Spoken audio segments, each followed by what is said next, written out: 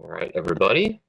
Welcome to the Rowan College of Burlington County, hereafter referred to by our acronym RCBC Global Studies Lecture Series, a continuation of a series of conversations that started in fall 2020 and continue today in global health, environment, and international security, and key global issues affecting those.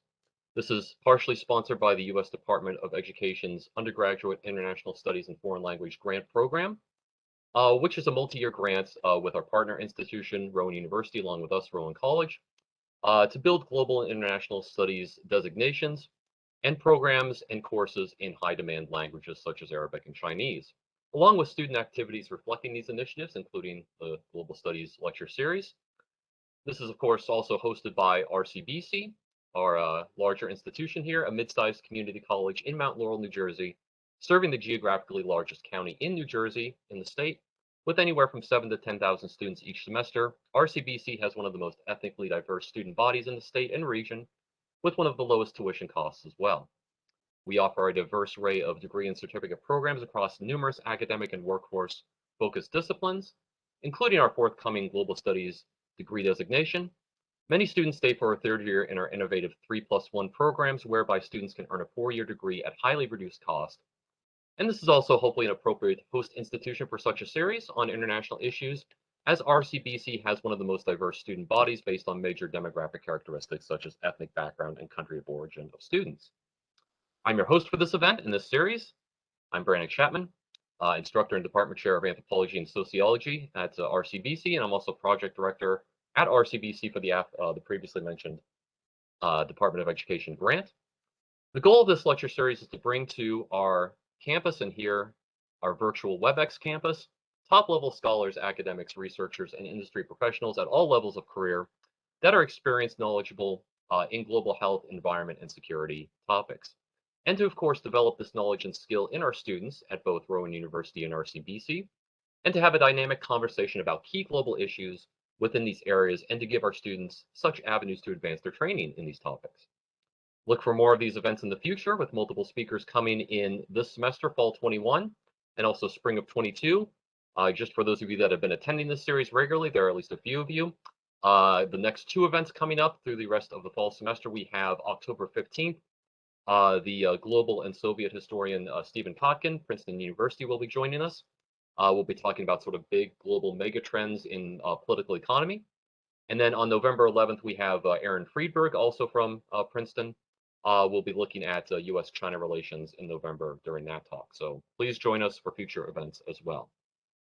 Today, this afternoon, this evening, we have the pleasure of welcoming 2 regional scholars here, Doctors Deborah Seligsohn and Dr. Brian Potter. So we'll start with Deb here. She is a senior associate. Well, first of all, she's an assistant professor at Villanova University in political science, and holds multiple current associate and other positions. She's a senior associate with the trustee chair in Chinese business and economics at the Center for Strategic and International Studies at CIIS.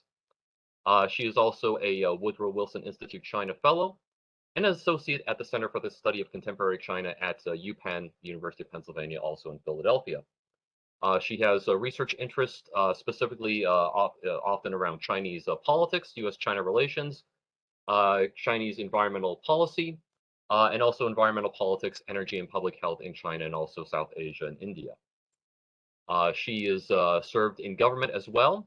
In the early 2000s, mid-2000s, she served as the Environment, Science, Technology, and Health Counselor at the U.S. Embassy in Beijing.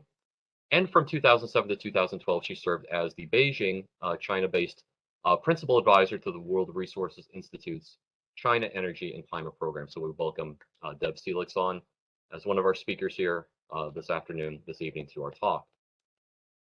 We also have Brian Potter, Associate Professor of Political Science and International Studies at the College of New Jersey in Ewing, New Jersey, next to Trenton.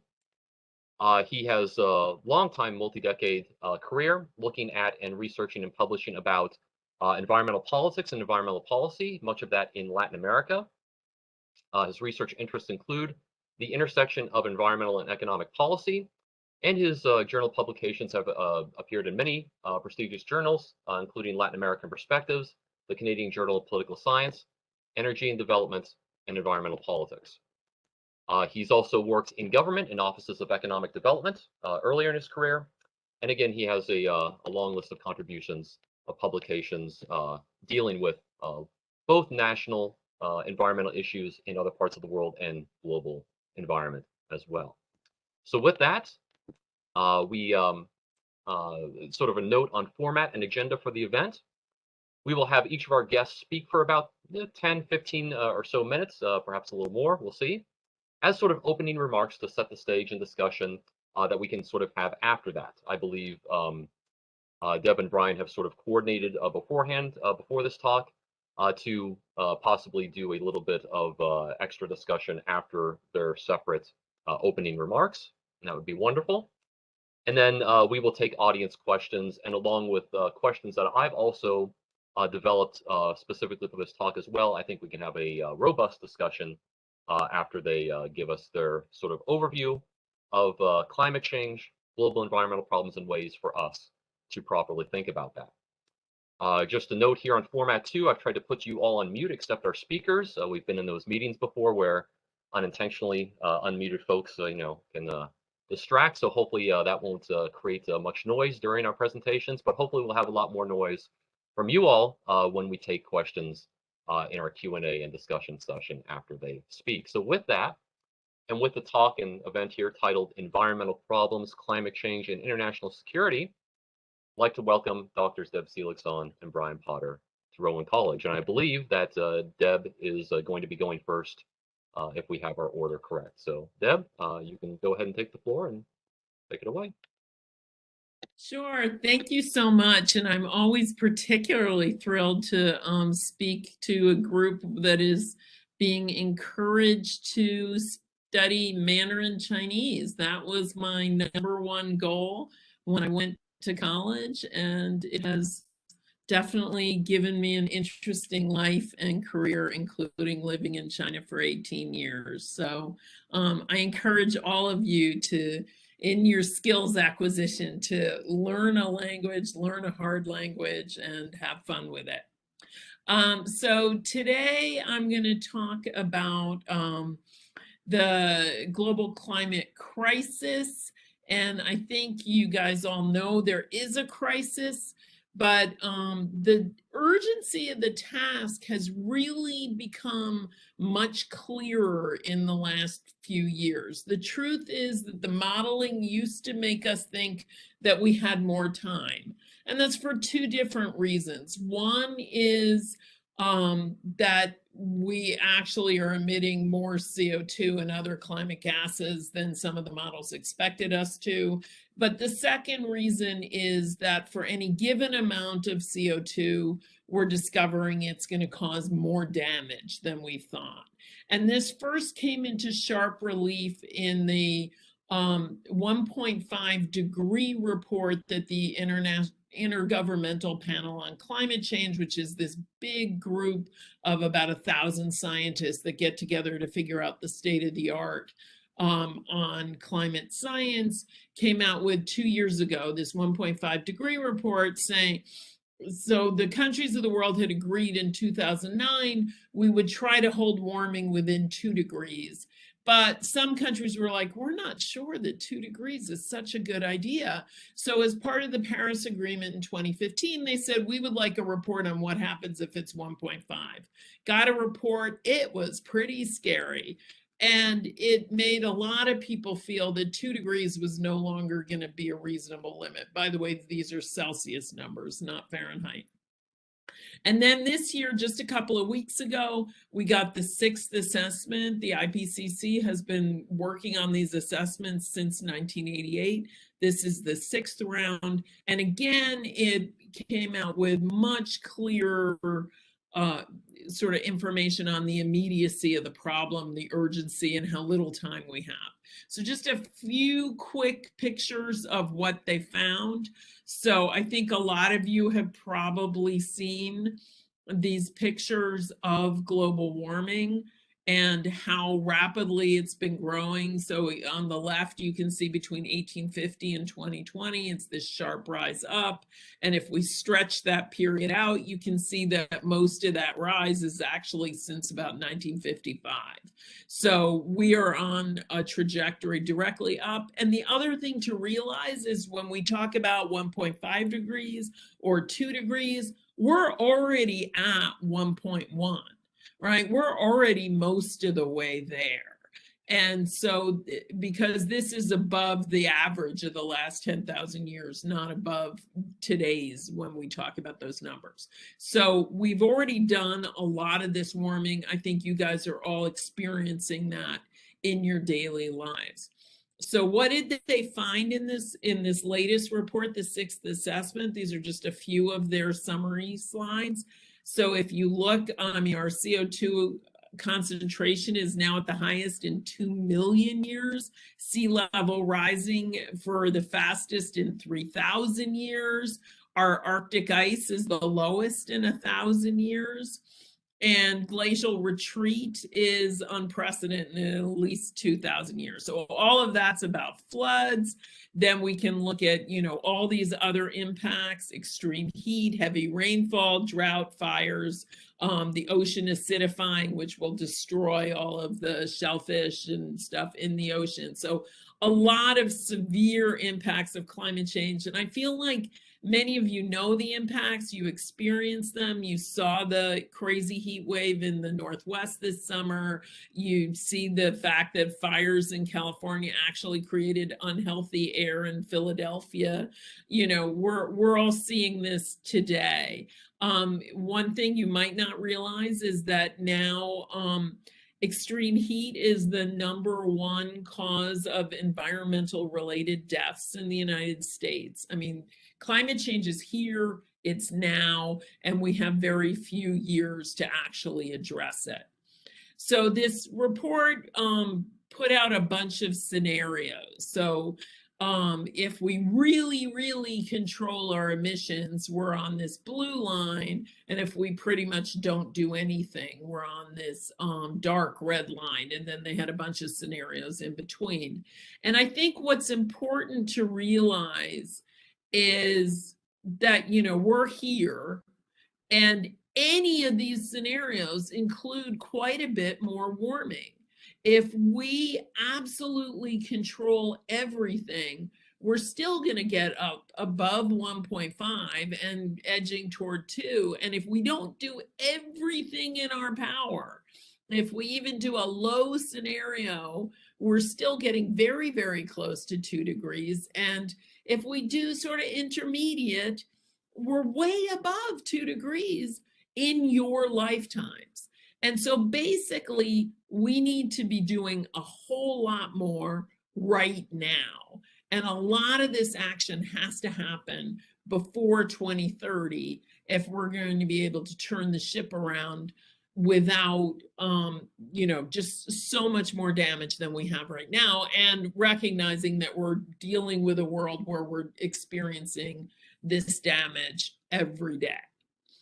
So one of the key things that we obviously need to do is reduce carbon emissions. So here you get a picture that matches that temperature graph on the last page, right? Between 1850 and now, the amount of carbon emissions just go up and up and up and up and up. You can see where the Great Depression fits in this. It's actually quite visible in this picture, right? But since the Great Depression, we've just been on this upward trajectory. So what you can see from this is also that the United States is a pretty hefty share. There's a lot that we need to do. And if you compare us to the European Union, which has actually 100 million more people in it than we do, I think, or certainly is more people than we do, we actually emit quite a bit more than the Europeans do. On a per capita basis, we emit a lot more than either the Europeans or the Japanese, our closest peer countries. Obviously, the single largest emitter today is China, if you look all the way over on the right side. But if you look at the volume of that red area, you'll see it's still considerably smaller than the volume of the green area that the United States has, which means that historic emissions are actually, we've still contributed more to the problem overall than the Chinese have. But of course, we can't go back. We only need to go forward.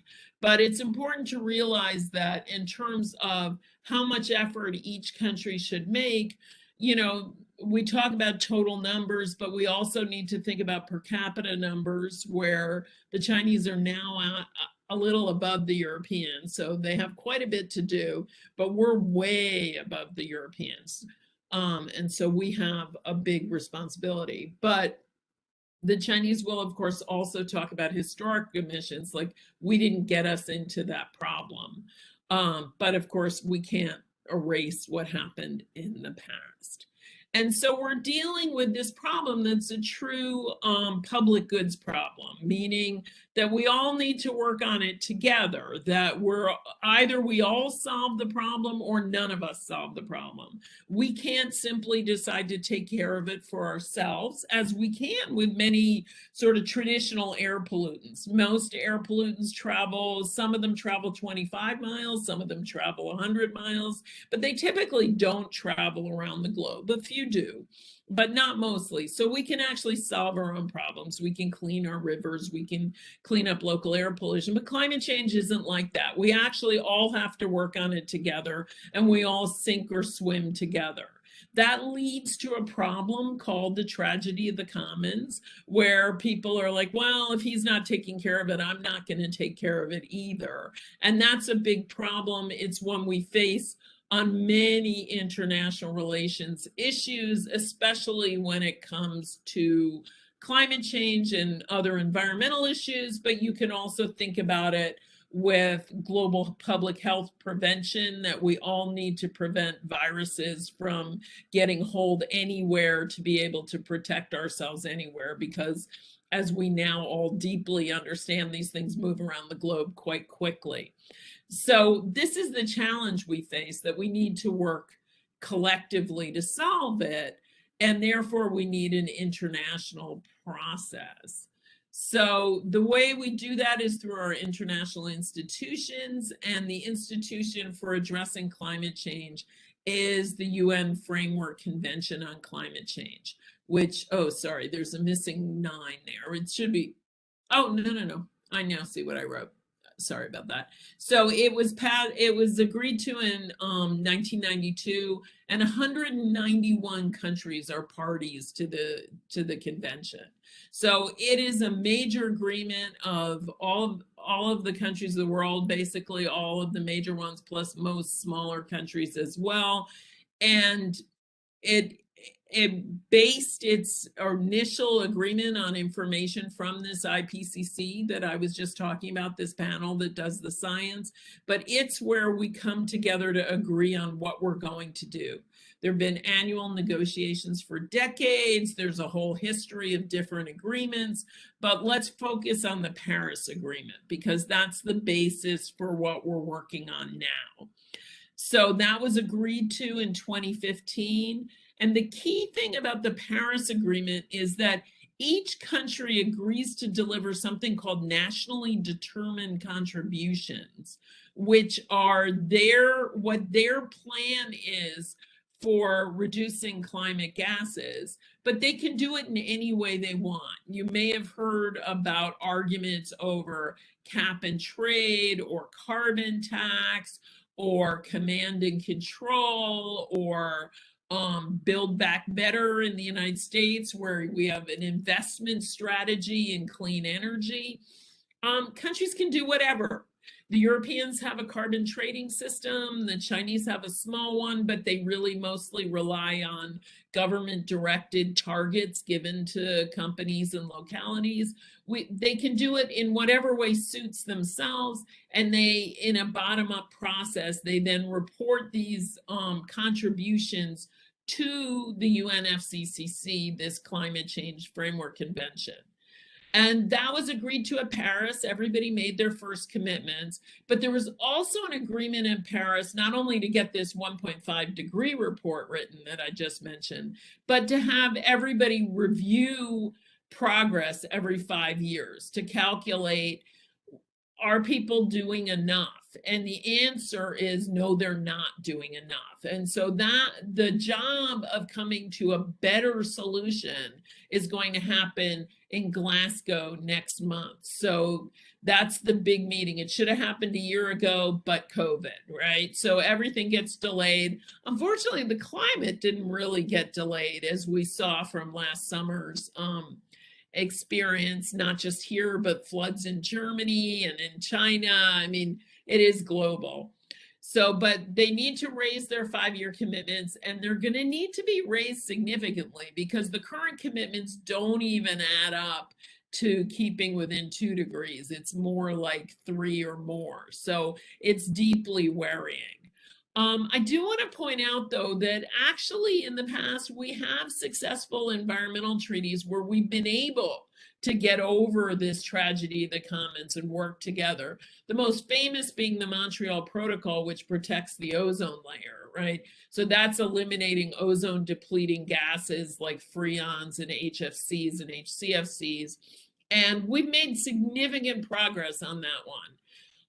Solving climate is more expensive. It requires more effort, but it isn't the case. I think you'll sometimes hear that it's just hopeless, and I don't think it's hopeless. There is a way to work through this process, but it is very hard and it is certainly cumbersome. And it does require you, as the young people whose future is at stake, to pressure your government representatives to actually get the job done, because climate is without doubt our largest challenge. So I am a China person, so I do want to mention a little bit on China. China is key because it is the largest single emitter in the world. It's also the most populous country in the world. And it became the largest emitter in 2006. And also, when we talk about this historic emissions, the US still has the most if you go all the way back to 1850. But since 1990, which was the base year for the UN Framework Convention, China now has emitted more than any other country. So the Chinese have been aware for a number of years that they need to be a serious partner in this process. And because the US and China are the 2 largest emitters and we're much larger per capita, we really are the key to solving the problem. So what has China done? The big change happened in 2009. China had been doing a bunch of stuff domestically, especially on energy efficiency and encouraging renewable energy, but they hadn't made any international commitments. And in 2009, they agreed to limit their emissions intensity. That's not the same as the absolute amount. It's the amount of emissions per unit of GDP, per dollar, basically. They also have a very strong reforestation program, which I think people often miss. China had almost no forest cover when the People's Republic was founded in 1949. It was 8.6%, and it's over 21% today, and it's been increasing steadily. And as you know, forests are a carbon sink, if I can say that correctly. China has a strong programs in energy efficiency, been a huge source of progress basically since 2005 in renewables. It now has one of the largest nuclear programs in the world. So they're producing a lot of non-fossil energy. In 2015, the Chinese essentially recognized that they were going to have to peak their emissions and start going downward.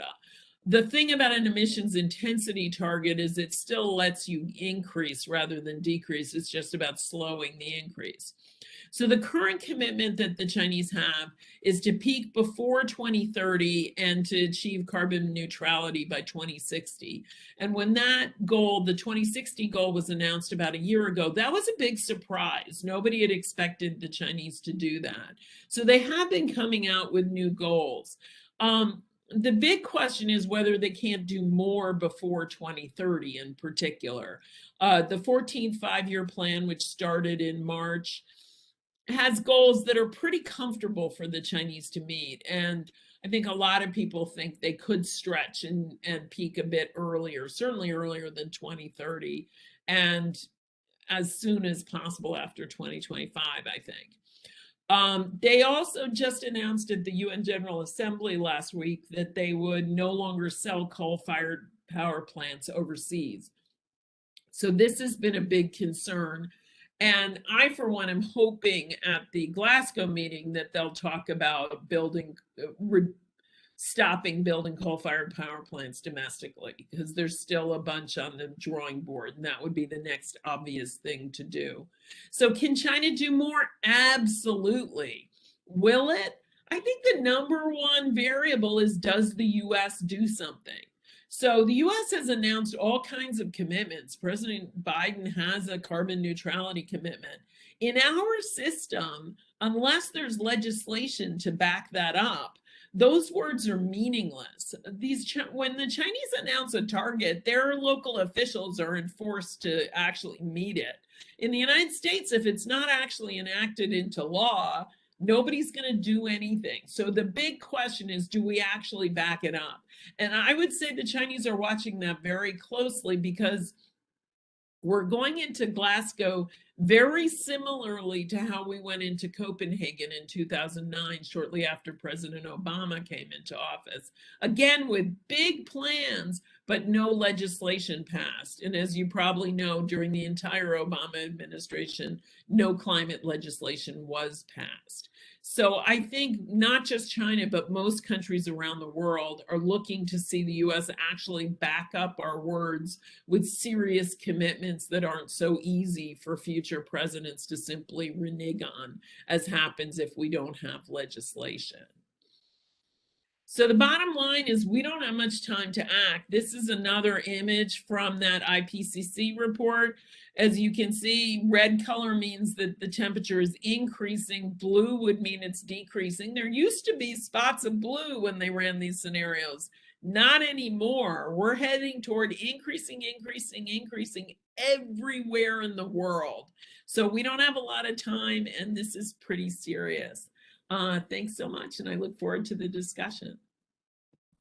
Thank you, Deb. This is you gave a very robust overview of the severity of the problem, and also give us a lot to think about in terms of the international negotiative bodies, the previous and some current major agreements and protocols, and some of the relative success and of those. So I know Brian will be talking about some of these themes as well, and we'll give it now to Brian Potter. And Brian, go ahead. Great. Well, thanks for the invitation to be here. And thanks to Deb for that excellent kind of global view of the problem and the case of China.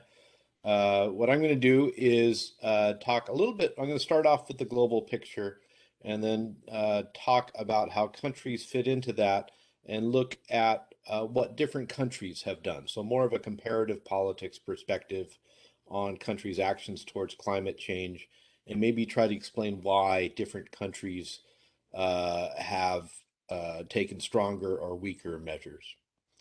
I'd also like to echo Deb's, Professor Seligsohn's call to learn a language and go and live abroad. I think that's irreplaceable in your life, and I'd certainly encourage you to do that.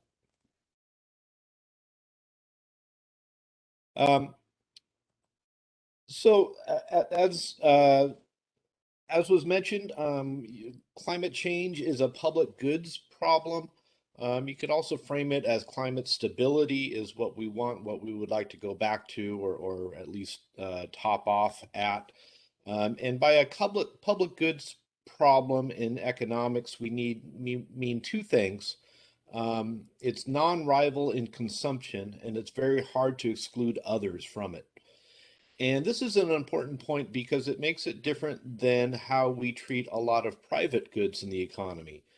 We don't typically need a lot of government intervention or international cooperation to produce normal goods that we enjoy as consumers, food or cars or houses or things like that.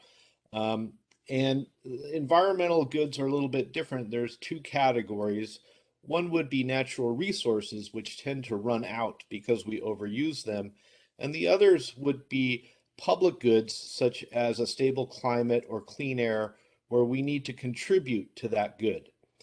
And so climate stability and clean air is a public good. It's not a private good or a natural resource or commons good. It's non-rival in consumption, meaning that my ability to enjoy a stable climate doesn't take away from yours. And it's also very difficult to exclude. If you take a lot of sacrifices to prevent climate change, say you bike to work and you try to live a very carbon neutral lifestyle, and I, on the other hand, drive a great big Chevy Tahoe and I'm towing a boat behind it all the time, and I'm driving everywhere and polluting massively. Even though you're contributing to a stable climate and I'm not, there's no way of denying me the stable climate that results from that, unless you shot me off into space or something like that. So that's what we call a public goods problem, which are very difficult to provide. They often require some sort of governmental intervention, or in this case, some international cooperation. Other ones might be clean air or national defense. A lot of legislation takes a public goods nature to it. So the purpose of that analysis is to say that the problem is underinvestment or actors free riding on the investment of other actors. And that's what we see internationally towards climate change. There are countries that have taken some drastic steps to address climate change, and there are other countries that have taken no steps or have even done worse. They're polluting much more, and those same countries enjoy the same climate. And really what we're talking about here is an analysis of countries or a state. And resolving public goods problems is even more difficult in international relations than it would be within a country. You know, if you think about, well, within the United States, we're able to address air pollution issues. Internationally, can't we do the same thing? And the answer is no, or it's going to be harder. It's possible, it's certainly possible, but international relations adds another layer of complexity in that there's no global authority that will force countries to act. The international institutions and agreements that Professor Seligsohn mentioned are what we might call soft law. Countries should comply with those things, but there's no repercussions if they don't comply. And as we know from our daily lives, we're more likely to comply with things where there's actually a real penalty there. And even though these are public goods, there is not what economists would call a pure public good, because there's different distributional impacts. Some countries are going to suffer more from climate change than others, and some countries could reduce their emissions more than others in an easier or less expensive way. So unfortunately, the countries that are going to suffer more tend to be the poorer countries in the world. And the countries that are able to reduce more are the wealthier countries in the world who may or may not be reducing. So in the short term, and certainly not in the long term, in the short term, most countries feel that any reductions in emissions is going to pose some economic costs. And so they're reluctant to do that if they're going to take on that economic cost and other countries are not, especially if they're concerned about changes in relative wealth.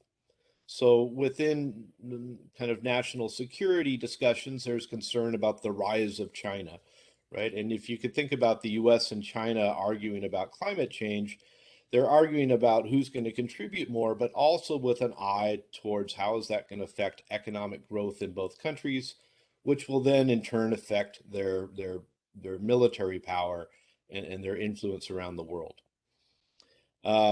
Another thing that makes climate cooperation difficult, and as Professor Seligsohn mentioned, is that wealthy countries have contributed the most to greenhouse gases. And remember that greenhouse gases don't just disappear overnight. They stay up for decades, affecting the climate. So when China does say, well, the United States, you've contributed the most historically to this, they're absolutely right. But again, we want to look forward and see what's going to happen. One way of facilitating more cooperation would be to have some payments, a fund, whereby the wealthy countries that historically are the polluters, and they got wealthy from polluting, from industrialization, could make payments to poorer countries to help them either mitigate the effects of climate change or have a greener economy. So, for example, we mentioned forests as being a carbon sink or sequestering carbon. Uh, Wealthy countries can be carbon neutral in part by funding forestry projects in poorer countries. So, internationally, this is a difficult problem conceptually because it's a public goods problem, and then to make it to foster international cooperation, that's even a bit more difficult than creating cooperation within a country. How could we improve that? Well, probably the best way is to get people to think about the future more and to get people to value the future over the long term, something that we might call a discount value or having a longer term of the future. So people who are caught up in the moment and have pressures of poverty and pandemic and maybe social violence in their country are not as likely to think about longer term problems because they have more immediate problems right now.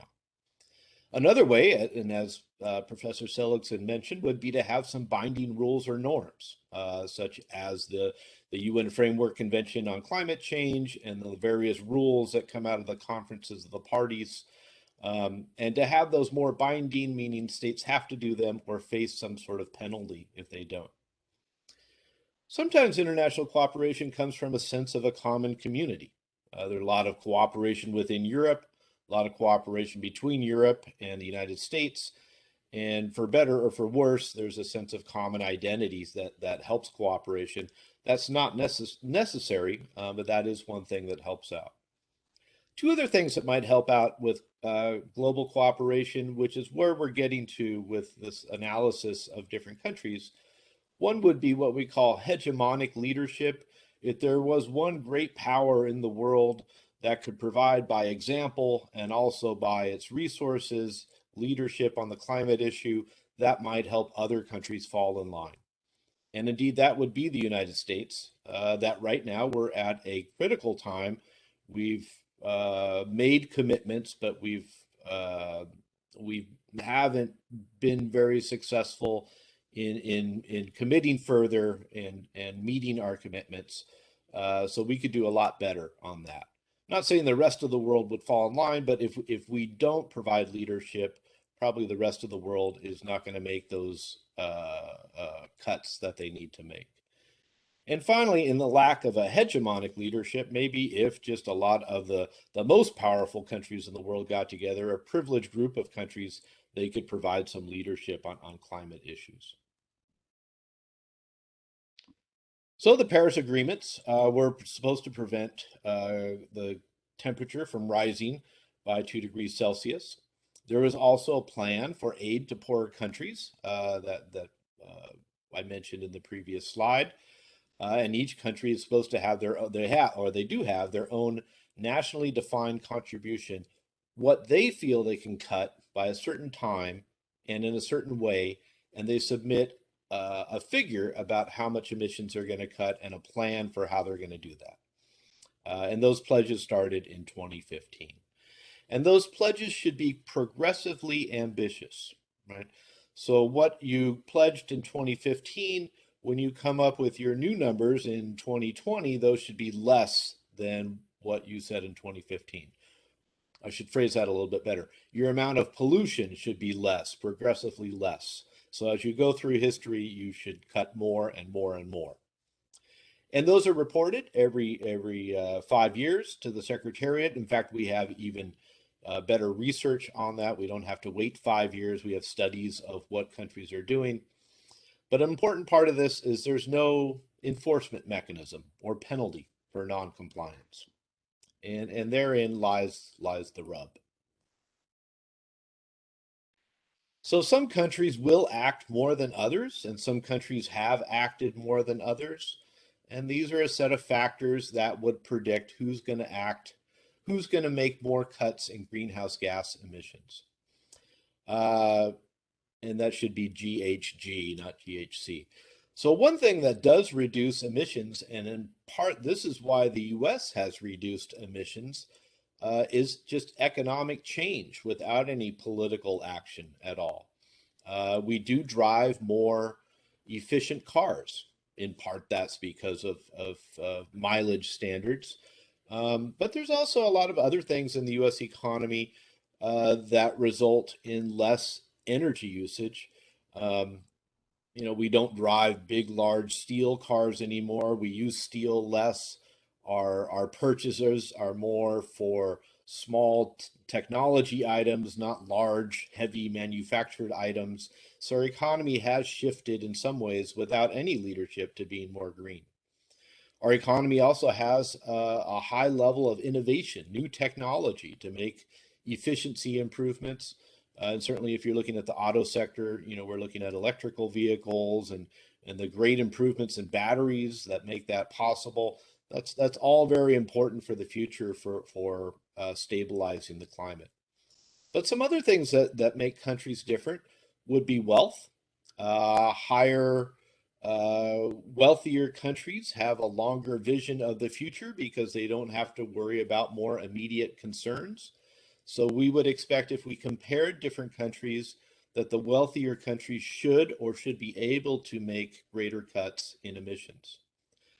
Some economies depend on fossil fuels more than others. Professor Seligsohn pointed out the difference between the US and Europe.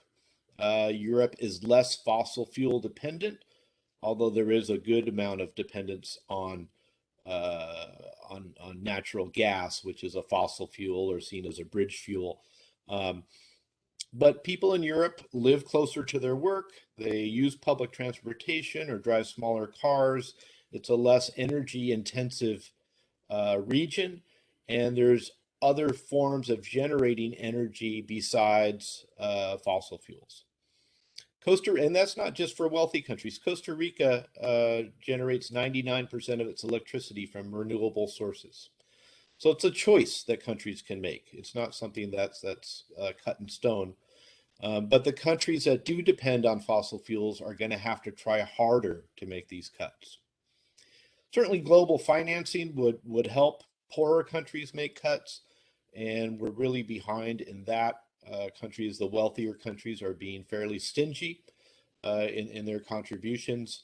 You could also envision this is very politically unpopular, and American voters typically overestimate the amount of foreign aid that we give, but this would be some very self-enlightened foreign aid if we gave that. Finally, there has to be political support for actions to address climate change. And we don't quite have that in this country. Most citizens do think that the climate is a big issue, but when you propose solutions to them, such as a higher gas tax or greater fuel economy mileage in cars, they tend to be against any one particular solution to it. And then finally, you need a political system that's capable of passing legislation and implementing these things. And sadly, I think probably the United States is not performing at that level. But I'm not just looking at the United States. I'm looking at all the countries in the world. We have a little less than 200 of them, and what they're able to do. And I think this is a list of variables or factors you could use to predict who would be able to make what cuts. Here's another graphic on emissions, historic emissions since 1990. The US is in blue down here, and our emissions are fairly flat, even a little bit of reduction. Again, mostly that's due to changes in our economy, a little bit due to policy changes, regulations. We do have a carbon market. We have a sulfur dioxide market, a couple of them in the United States and Canada. China is here in the yellow, and it certainly has grown in emissions. Again, its population is 2 or 3 times the size of the United States, and it's industrializing So that would be expected. India here is in the red. The top, the gray, is all others. Here's an interesting map of what countries have adopted what. So the the darker blue, which is very few countries, are countries that have adopted climate legislation. In their Congress or Parliament, they've actually passed legislation that creates targets and creates either regulations or subsidies or taxes or markets that will lower emissions, and they actually have a working program. Well, we can't quite say it works, but they have a program anyhow that's passed through the legislature. The kind of navy blue are countries that have a strategy, but it hasn't passed through Congress. And then the lighter blue are countries that haven't done anything. So if you look at the United States, we do have a climate strategy, somewhat. It's an executive action. But to pass climate legislation, that would have to go through Congress, and it would either have to be something domestic. And if you're following what's going on in Congress right now, it's very unproductive in passing legislation. We hope that things get better. And if there were to be an international commitment, that would have to be a treaty that would go through the Senate requiring 60 votes. And it seems almost impossible in today's American political climate to get something passed by 60 votes in the Senate. There is some way that a president could sign an executive international agreement to get something through, but then that's vulnerable to the next president who comes along. And we've seen through the changes from Obama to Trump to Biden that certainly climate would be an issue that could flip-flop with different presidents. So really, the what we would like to see would be more legislation, which is a commitment by a country and funding for that commitment. And as you can see, looking across here, there isn't a whole lot. As Professor Seligsohn mentioned, China does have climate legislation. Perhaps passing legislation is a bit easier in China than in the United States, but that's no excuse for the US to not pass something. Looking at that was a map of if countries had a plan or not, had a program or not. This is a measure of, is their program sufficient to meet that 1.5 degree level? And as you can see, most countries are insufficient. And in fact, the most powerful countries and the largest countries are insufficient. I'm happy that the Gambia has a great plan and it's compatible, but that's a very tiny country that's not going to contribute a lot to this global public goods program.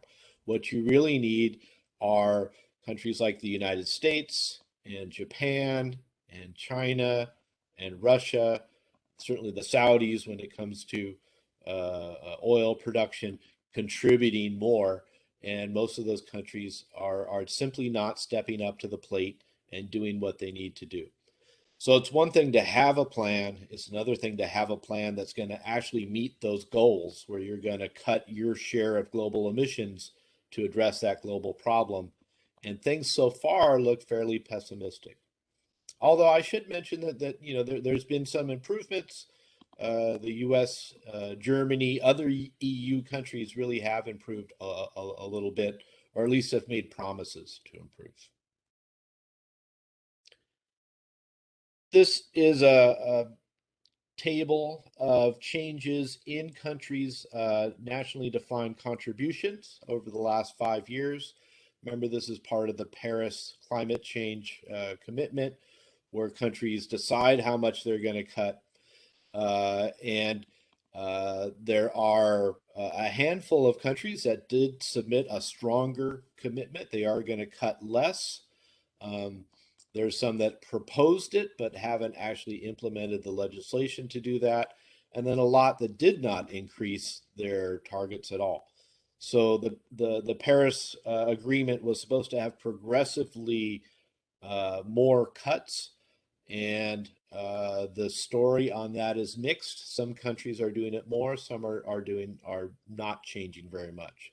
And again, you might go back to that slide that I had about what are the factors that describe countries about who's going to cut more and who's going to cut less. And you could test those ideas across these countries. That'd be a nice little research project. The Paris climate commitments, what impact would those have if they were implemented on decreasing the temperature? This is a nice little graphic of that. As you can see, if the US did fulfill what the Biden administration promised, that would have a significant impact on global emissions, right? The European Union and the Chinese commitments also would contribute quite a bit. This isn't quite a fair comparison between these three because China and the European Union have perhaps been taking more steps than the US has. The US hasn't had a lot of action on climate change, at least government action on climate change.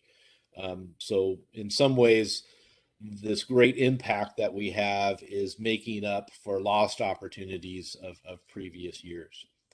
We also see countries like Brazil that are making the problem worse, principally through deforestation, if you follow the news from Brazil. So to sum all that up, addressing climate change really requires global action, and it requires action by most every country. This is a global public good. We need countries to contribute this. This is not a problem of overuse. It's a problem of a lack of commitment. But we would expect that individual countries will act less than they should. They're going to free ride on the work of other countries. And free riding begets more free riding. If I see that someone else is benefiting off of my contribution, then I'm less likely to contribute. There are some global factors that affect countries' levels of cooperation. Countries can cooperate in certain sets of certain circumstances. But then there's also some country-specific factors that you could use to study countries and predict or explain their level of cuts. I would say, generally, I think action has been insufficient to prevent major change, and I think we're looking at major change no matter what. We're looking at more floods. We're looking at more fires. We're also looking at more migration from people losing their agricultural livelihoods, and a whole host of other social changes and costs that come with climate change. There's been some recent action, but things look fairly pessimistic right now. So hopefully I could be proven wrong with that. But I look forward to your to your comments. Thank you, Professor Potter. Give a wonderful overview here of the some of the geopolitical considerations, along with the, of course, an overview of the global problem, climate change as well, and a lot of very specific nation by nation sort of contributions to this, and also the some of the possible improvements to the international negotiative bodies, things to think about as well. So. We can start with questions or do that later. I don't know if you or Professor Seligsohn had any sort of discussion after your respective talks here. If you do, of course, you can do that now, and we could wait for questions after that. So it's your choice what you'd like to do at this point. Give it back to you. Yeah, I have a couple of comments, if that's okay. I mean, the first is I think there's one other political issue that we should raise, which is sort of how governments are structured in different countries and who pressures the government, right? So when I left the US State Department and started working for World Resources Institute, I had a lot more interaction with Europeans than I had when I was just a China hand in the government, because WRI has robust programs around the world. And one of the things that surprised me at first is when I spoke to people from, say, a German chemical company, they didn't like climate legislation any more than an American chemical company does. They just had far less influence on their government than similar companies do on ours. And a lot of the story is because one thing I think I disagree with Dr. Potter on is most Americans want climate legislation, and certain kinds of climate legislation, in particular the kind in the Build Back Better plan of investing in clean energy, are very, very popular in the United States. The difference is the influence that business interests have in this different systems, and the role of lobbyists, the role of money in politics, which is very different in the United States than it is in Europe. And one of the hopes, if this Build Back Better plan ever does get passed, is that it creates a new set of lobbyists, because we are pretty much dealt with the system. We're stuck with the system we have. But if we fund massive increases in electric vehicles, in solar, in wind, then suddenly there are a lot of clean energy businesses busy lobbying their Congress people for more funding on even more clean energy. And hopefully we can create a positive rather than a negative feedback loop.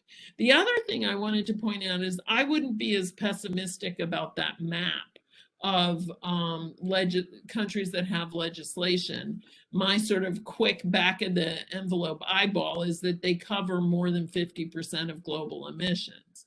So one of the things is that these agreements involve large numbers of countries that are victims and not perpetrators, right?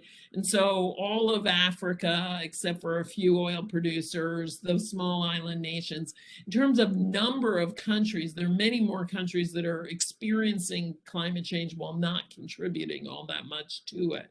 So the US is really the outlier, because the EU was in there as one of the countries, 27 of the countries that have climate legislation, and theirs is fairly robust. I think the problem for the last decade in particular is that Europeans are saying, of course we could move faster, but we're not going to, for all of the free rider reasons that Professor Potter mentioned, because the US is such a free rider. And so we really do need the US to act. And if we get the US to act, I think I would put my money on other countries will start to act quite rapidly, because there are clean energy opportunities for business that they're not going to want to miss. Yeah, I would agree with that. I think if the US did act and took a leadership role, and even with a little kind of threats, some carrots and sticks, I think the U.S. could make a lot of other countries act. In terms of lobbyists, I think you're spot on. Not only is our energy industry, well, particularly our petroleum industry, reluctant to make changes, but we actually subsidize coal and oil production in the U.S. where there's no need to at all, which makes the problem worse. And that just attests to the power of their influence. But I would also say that Americans generally want to see some solution to the problem, yet there's probably nothing less popular than a carbon tax or a gasoline tax, which would be a fairly simple way of reducing transportation emissions. Right, you saw the repeal of that in France, or in the U.S. proposing that would be political suicide. So it is lobbyists and large corporations, but I think also a lot of it is behavior of individuals. And we are so accustomed to a petroleum-based economy that when it comes to people actually taking action, a lot of the fault, I think, does lie on individuals. So I don't have any polling to see if that would be popular or not. I fundamentally disagree with you. I mean, I think the evidence is pretty clear that you can have a demand side approach or a supply side approach that you can, I mean, what we need to do is electrify our economy. But the thing is, Americans can't choose not to drive if the public transportation isn't there. And for most Americans, it isn't. It requires things that governments have to do. We have to redesign our cities to be denser so that public transportation can actually work. We have to incentivize that. This move that the state of California just made to eliminate single family housing throughout the state of California is probably the single most important piece of climate legislation that we've seen in ever. That, you know, one of the problems with all of the public transportation in California, when you compare it to, say, for example, New York City, is that there are so many fewer people living around each subway station that they aren't actually very effective. And then they run them not very often, nobody takes them. So I think that pouring money into the stuff we want is going to be the way to jumpstart this process. And pushing for costly things causes voters to focus on costs rather than benefits. The U.S. definitely has a role here. How it gets there and what specifically is done may have to agree to disagree a little bit, but it's definitely it's a very appropriate conversation about what the actual incentives are here and what the sort of prime movers are and first movers are in these sort of policy discussions, especially even domestically. If we can, if you don't mind, we have a fair amount of questions have come in. Maybe we can address a few questions, both professors here. Let me go off of, we have a question from Julia here. I can sort of ask her question, maybe add a little bit of an addendum to it. If addressing climate change requires global action, I think we're certainly certainly agreement on that. Why do so many countries not have a climate plan in place? If you could maybe address that a little bit again, and I can also sort of add to that, maybe a little bit more specific. We talked, about the negotiative bodies, right? The international negotiative bodies, much of it the United Nations, the Paris Agreement that comes out of that. Both of you, yes, the global rules for enforcement may not be there as robust as potentially they could be, or as maybe as robust as would get to outcomes that we would like to get to. If you is first of all, I guess, is the UN the best body multilaterally or internationally to be working in, the appropriate body for this? I would ask that, and then also, if it is, or if there's another entity that you can come up with, what what are what are the best ways to structure that? Or is there a way to reform what is what the international negotiations are now? So I go with that along with just Julia's question here, why so many countries don't have a climate plan in place to begin with. So hopefully we got all that, and maybe we can go in turn, or whoever wants to go first. Well, maybe I'll just address why countries don't have a plan. And legislation is tough to pass. Legislation, you have to come up with it. There's a limited legislative agenda. Certainly that's true in our country, and you can see that right now with the negotiations going on this week in Congress. And so legislators pass what's most important to them. And oftentimes, as important as climate is, sometimes that just gets left down farther on the list. So it's not that voters don't want it, but there's other more pressing things that legislators want to pass, industry support or national security or things like that as well. And in terms of the international cooperation, I don't think it's the UN or not the UN, but I think several different IOs could play a role.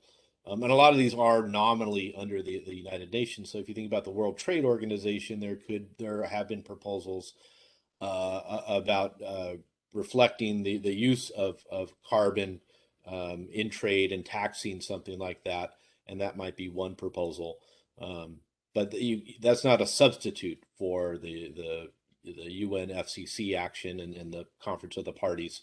But there could be some of those other institutions maybe pull a little more weight or have a little bit more influence on individual country behaviors, and so they could complement what the climate regime is doing. I think one thing to note is that a very large number of those countries that don't have legislation are very poor countries. So it's just, they're climate victims. They really do need adaptation plans. Some of them have adaptation plans, some of them don't. If they have good ones, it's usually because they've been working with some international aid organization and designing it. But what they need is relief for farmers, planning for changing crops, dealing with changing weather conditions. The source of their energy is not really the number one concern. If you look at, say, most of the countries in Africa and a number of the countries in Latin America and Asia that don't have legislation, most of the big countries do. There are a couple of, the US is obviously a major glaring outlier. Another one that's quite clear there was Australia. And Australia actually did have a climate plan and then revoked it. Australia has politics that are not dissimilar to the United States. It also has an economy that is actually much more heavily dependent on mineral and fossil fuel extraction than ours is. And the Australian electricity sector is either the most or the second most heavily coal dependent in the world. And the other one is not China, it's actually South Africa. So it's even more politically vexed in Australia than it is in the United States. But again, because of its alliance relationships, its trade relationships, if the US got on the stick, I don't think Australia would be very far behind. Australia always tries to, stay close to the US for its security concerns. And I think if the US actually made climate a priority, I don't think we have to worry about them. The other country that tends to have similar sort of geographic problems as we do is Canada, and they do have legislation. So that one doesn't worry me as much. What the real worry is that none of the commitments are big enough. I don't think opting out of the UN and looking for a new institution is a solution. Basically, that just means going back to square one. And we made enormous progress in Paris. Prior to Paris, there really wasn't much commitment from developing countries to really look at ways to reduce emissions. And with Paris, there was a recognition that everybody was going to have to do something. So I think we have a structure we can work with. It is a structure where what we're talking about are norms and not binding laws. If you think about your life, a lot of the behaviors you actually follow are because of the norms, and you probably all speed, and there is an actual law there. So I am not convinced that the norms law, soft law, hard law division is necessarily the most important. In the end, again, if the United States gets serious, then things like looking at border tariffs for carbon intensity makes sense. The problem in the past has been people have been talking in the US about doing border tariffs when we have no climate policy. And that's kind of backwards, sort of always assuming that the US must be doing better. And in this case, we really aren't. But a lot of countries have made progress. We just have to step it up. The U.S. influence is huge, certainly, and so obviously the UN is the most important international negotiative entity here, and perhaps some supplements with WTO, other things could be could be supplements as well. But this is obviously important. If I could piggyback maybe off the discussion here you just had, carbon tariffs, international policy here, even things like carbon markets. Maybe I can put this into more of a broader question. If you were to look at just any type of policy, either domestically or otherwise, that you would think would be the most effective, regardless of whether it has been implemented, has been tried, something that you think, given certain research, would be effective, maybe more of a free-form question. What do you think about these types of ideas, and just generally about what is most effective policy? Maybe we can apply that to the US. And I know there's, one of the themes of this talk too has been the fundamental difference between, of course, the United States and say, lesser, lesser developed countries, if you will. There are obviously, major economic differences in how they approach these problems. So if maybe we could speak to some of that, just sort of the what is ideal policy here in a sense, and maybe we could differentiate that between, say, a United States versus, say, a quote unquote poor country where the incentives and other things are different. So Go ahead. go ahead. Well, I'll be quick and simple and hopefully not dogmatic, but I think people do respond to incentives. And I think that the price of carbon matters.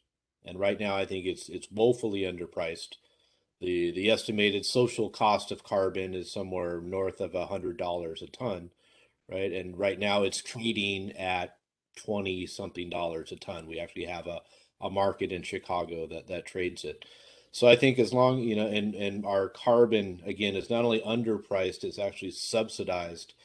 And I think that would be the one, from if there were an economist in the room, certainly that would be the one thing that they would point to that would change behavior in whatever jurisdictions the price was raised. So the whole thing about the Paris Agreement is that basically different countries can use whatever solutions they want. And I don't think there's a one size fits all policy solution. So the Europeans do have a carbon trading market, a cap and trade.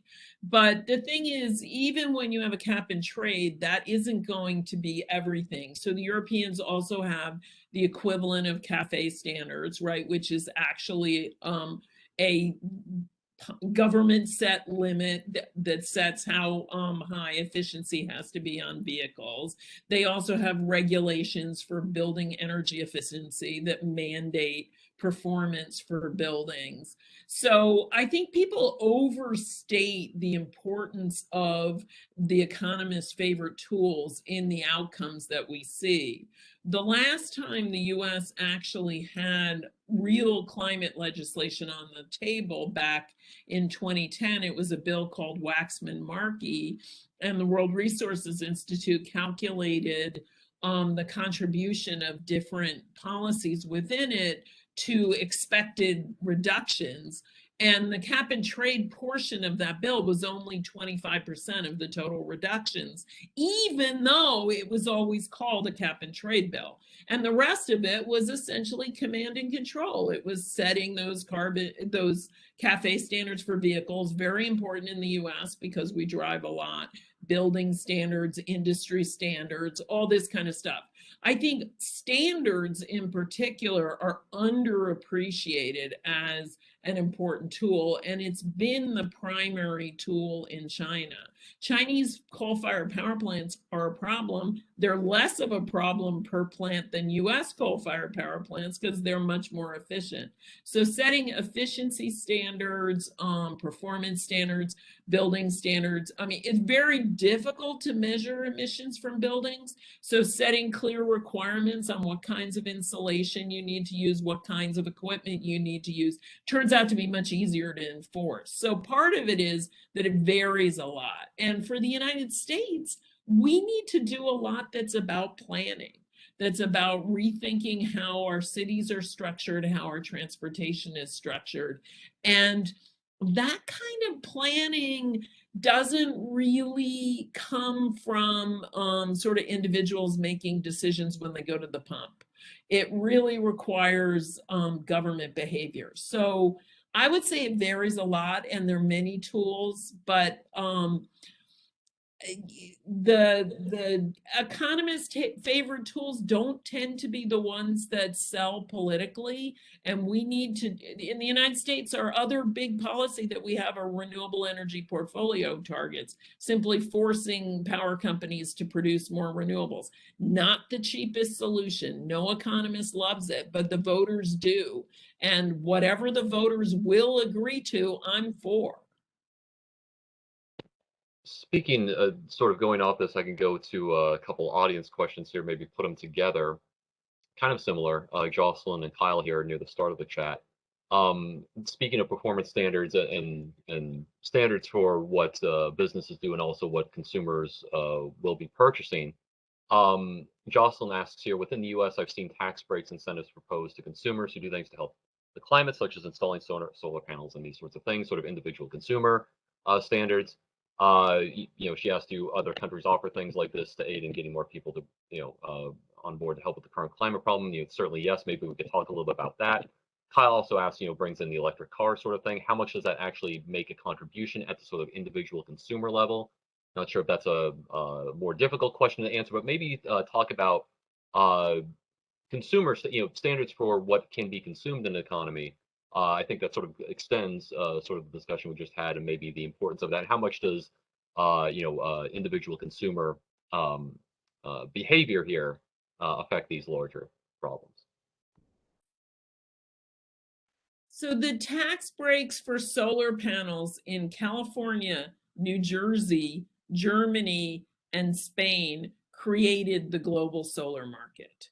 So everybody in New Jersey, pat yourselves on the back. Your state, way back before the global financial crash, actually contributed to increasing consumption and therefore driving down the price, so that these things are now completely they're cost effective on the market. California gave a lot of tax breaks for putting solar. They're now giving big tax breaks for people to put battery storage in their homes so that they can have solar power. I mean, there are two reasons to do this. One is to have solar power when the sun doesn't shine, and the other is it actually deals with the problem that they often have to cut off power for wildfires, one of the big impacts. So yes, other countries, the Chinese have had various tax and other incentives for both solar and wind. One of the biggest issues is what Professor Potter was saying, is that most countries, even countries that subsidize renewables, also subsidize fossil fuels. And there's a big effort around the world, and there's been a big effort at the G7, the leading group of economies, to get all of these countries to commit to getting rid of all their fossil fuel subsidies. And that would be a big help, because if you're subsidizing solar at the consumer level, but at the producer level, you're making gas really cheap, that's not such a great solution. Electric cars are part of the solution in the United States, but given the amount of steel in them, given the amount of electricity they use, they can't be the whole solution. We absolutely need more public transportation as well. Yeah, it's going to be a mix of different solutions that we need for different jurisdictions. And certainly taxes and subsidies work, and standards and regulations work. I would add, for the solar issue and the battery storage in your home, a lot of the financing also matters for that, right? That Tesla battery in your garage runs about 20 grand. In addition to having the solar on there. And if that can be financed upfront by the utility company, and the homeowner pays that off as she normally would for her electric bill, that certainly is people are more likely to look at that. The tax refund for electric cars is up to $12,000 right now, right? $7,500 from the federal government, and if you're in New Jersey, an extra $5,000. I don't know empirically how much that's encouraged more electric car use than what people would have otherwise done. I hope it has. But again, electric cars, if they're getting their electricity from a coal-fired plant, ultimately, that's not a solution. And if you're buying a new Tesla every other year, you're also contributing more to emissions. So I think we need to be a little cautious about electric cars or some sort of technology as a panacea. So it is really, I mentioned just a carbon tax just because that would be a quick way of doing it. I didn't mean to be so dogmatic about it. I think it would be a mix of different things that you would use. I think those have to target the 360 million Americans, or people in other countries, and alter their behavior. So one thing about the vehicles is, the thing about electricity from coal powering electric vehicles is, even if that's true in the short term, you're creating the infrastructure to switch to renewables, which as long as and actually it uses it produces less carbon than running an internal combustion engine. So you're saving a little bit in the short term, but in the long term, you're really saving a lot because it's part of the shift. And 90% of new power plants in the United States are non-fossil. So over time, just not fast enough. We got to really close down those coal-fired power plants. But over time, that's going to become a cleaner and cleaner source. Definitely don't buy a new car every 2 years. That's just a bad idea. But the other thing is that we need to electrify our homes. We need to have electric heating. We need to have electric cooking. I want every student to promise that when you're out there in the world buying your home and settling down, that you don't think a gas stove is the solution. If you're an enthusiastic chef like I am, buy an induction stove, but do not buy gas for your home. It's also a major source of indoor air pollution, which the gas companies have been lying about for over 70 years. So electrification is part of the solution, and it's an infrastructure solution. How much of an impact it has in the short term depends on where the electricity is coming from. But we have so many choices with electricity, which is not true as long as we keep running on liquid fuel. The individual consumer does have a big impact, and as both of you say well, and hopefully excellent advice for our students here about their impact and things they can do as they continue long into their lives. I have to say, you know, I personally moved to New Jersey just 3 years ago from being out west, and I have to say the solar panels, also the amount of Teslas around the solar panels on homes has been quite impressive. It's something you certainly see, especially you can speak as an outsider as well. And so you do see those, you know, we talk about, you know, state and larger standards being set by government. You certainly do see the impacts of that just visually too, even in our state. Both of our guests have been very gracious with their time here. Maybe we could have sort of one. There's a lot of questions I don't think we're going to be able to get to just because of time concerns. But maybe we could sort of do maybe one more sort of summative question, if that sounds good, given our time, Yeah. or we can go as long as we need here. I think you know, we had questions here about just, you know, what individuals, the biggest thing an average person from Brendan here can do in order to help climate change for now and the future. And, you know, maybe I could sort of add on to this and ask both of you this. You know, if we want our students who are both going to be, again, individual consumers in the economy and also, you know, going to be working in government and working in the private sector, And middle voting. management and upper management eventually, that are going to be, you know, eventually come across environmental concerns in their management day-to-day practices. If we could sort of summarize a way to sort of think about this problem from that perspective, maybe that would be something valuable for our audience here too, if that question makes sense. So I could throw it back to both of you with that one. Sort of advice on how to approach these things from maybe an individual management or an individual consumer perspective. I guess one thing I would say and Professor Seligsohn kind of noted this with her advice on cars and stoves, is just be very conscious of your impact, right? And be very conscious of the level of wealth and resources that you enjoy. We talked about why do some countries not have climate legislation. A lot of countries are still struggling to get electricity to people's homes, right?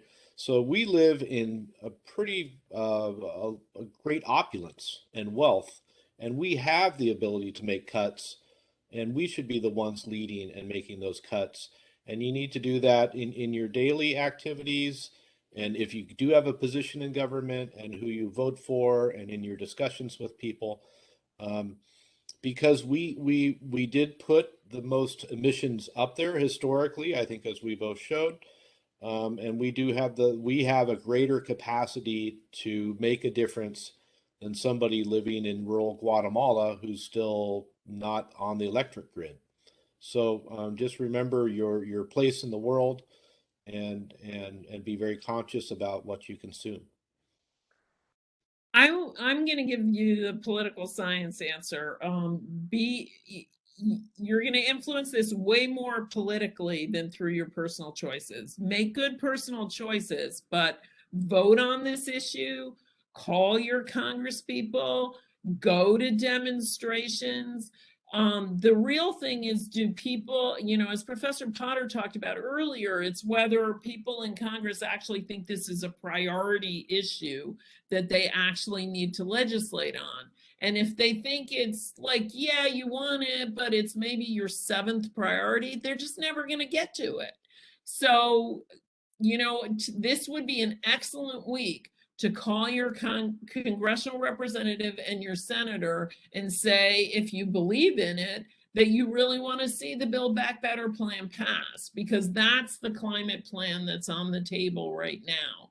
And the fundamental kinds of structural changes we need in the US economy, some of it you can influence through consumption, but even more, you need governments to start making those differences. And you have that power. You are a voter.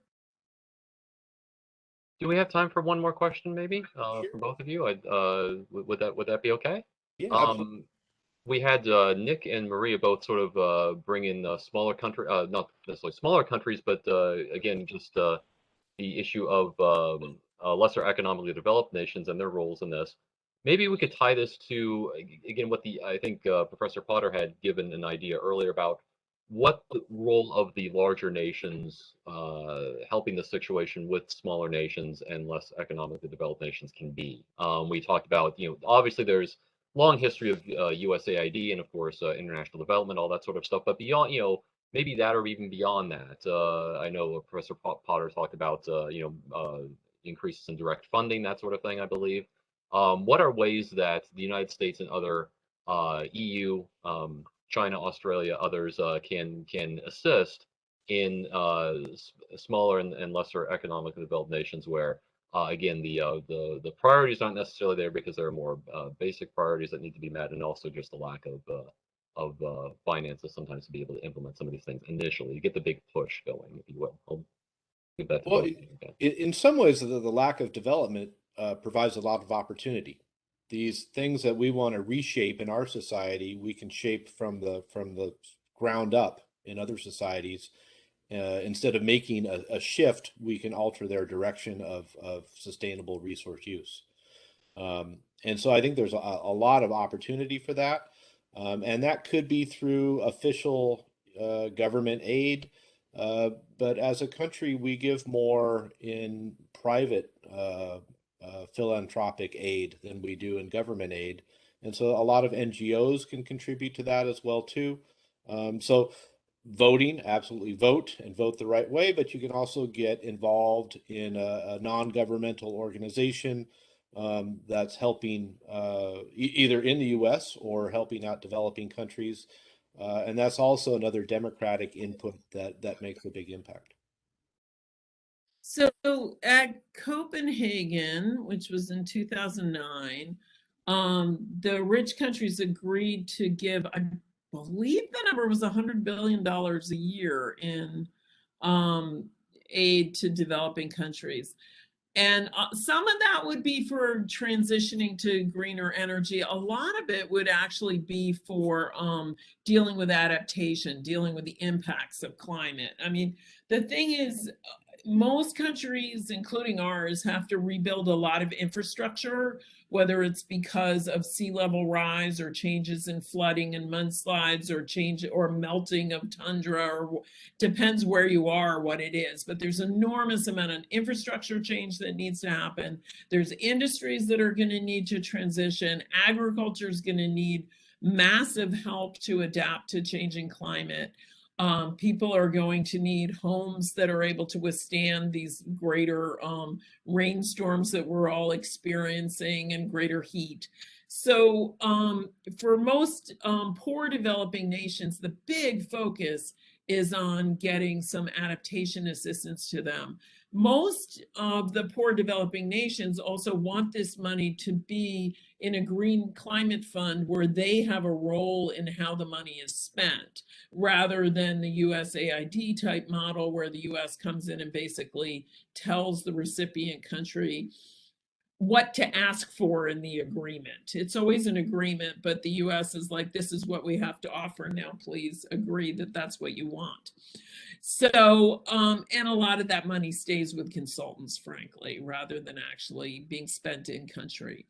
So that's what they want. I think Professor Potter is right that getting Americans to actually vote for that is very hard. And yeah, Western countries have tended to say, oh, but we're going to produce all this new investment, et cetera, et cetera.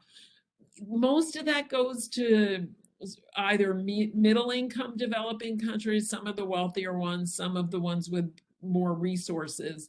It doesn't actually get spread around to the poorest particularly at all. So it's a huge, huge challenge, and one that we will see how that plays out in Glasgow, because I think it's going to be a source of a great deal of friction at that meeting. Deborah, do you know what the 100 billion was pledged? Do you know what was actually delivered offhand? Don't mean to put you on the spot, but Very little. very little, yeah. Yeah, I mean, and the Europeans put in some. Hillary Clinton promised money.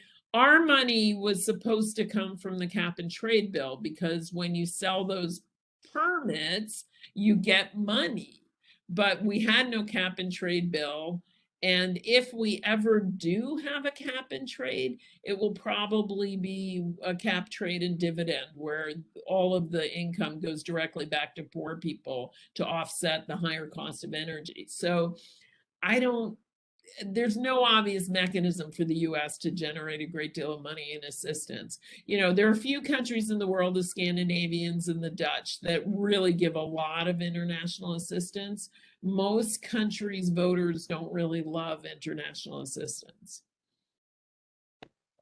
I think this is maybe an appropriate point to potentially end on. This is something for our students to really think about, as far as something that may need more reform, in a sense, the funding of and how larger nations sort of interact with the smaller ones regarding these sorts of problems. So lots of tools in the toolbox potentially, and also the importance of having, as Professor Seligsohn was mentioning, the adaptiveness for obviously various countries to be able to spend more and do policy initiatives more appropriate for their own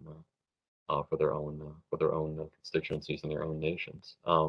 We've covered a lot of the audience questions here too. We are past our advertised time. I wanted to say thank you to both of you for a wonderful conversation. We may have to come back in the future and do this again when we have more of the some of the results from some of the upcoming international talks and all that sort of stuff. But it's been fascinating, for certainly our students, even for me as well. And there's a lot of things here, policy-wise, international-wise, for our students who will eventually be working in these fields to take home and think about. So thank you, Professor Seligsohn and Professor Potter, for joining us here on the Global Studies Lecture Series. So we give them a virtual hand here from our virtual campus, and it's been wonderful having you as guests. Thank you to all of you too for joining us on the RCBC Global Studies Lecture Series, and we'll see you all next time. And thank you for the contributions. So have a good evening, everyone.